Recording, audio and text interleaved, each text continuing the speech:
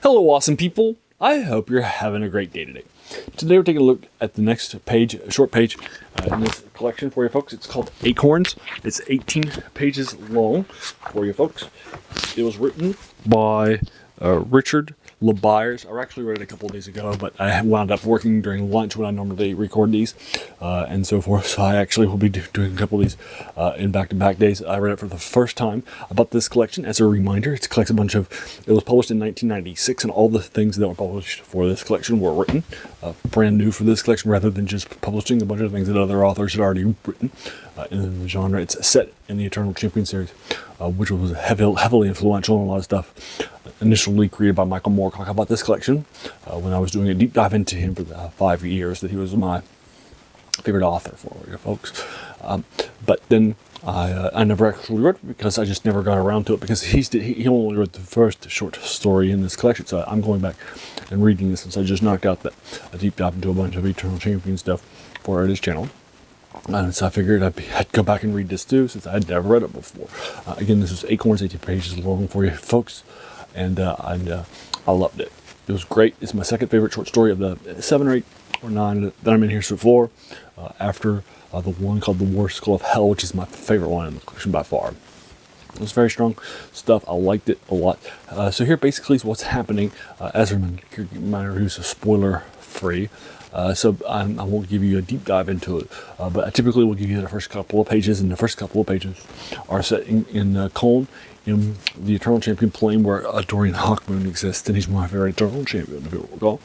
And then he's a kid growing up, and his father has not taken him on a mission that him and his people are sailing out for militarily to knock out some bad guys.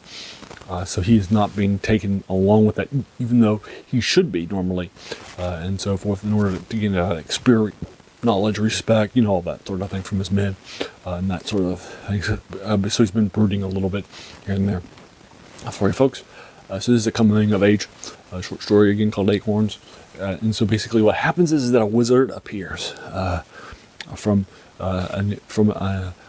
Persia, and they talked for a little bit, and he convinces Dorian Hawkmoon that he can seek his fortune and his fame and kill an evil tyrant who rules an ice plane of existence that he'll portal him to.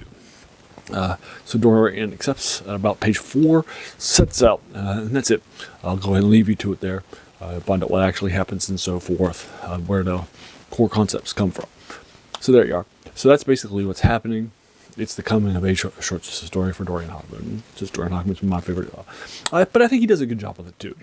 Right, he's taken an interesting part, right, of a character that had never been said before, right, and such, and doing a deep dive into it for its 18 pages. So I do like what he does. He also adds in some other things too to flesh out the character.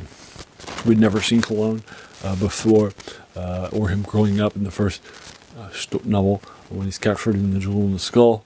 And so I thought it was good. I thought the central concept could see was well crafted. So there you are, 7.5 out of 10 for you folks.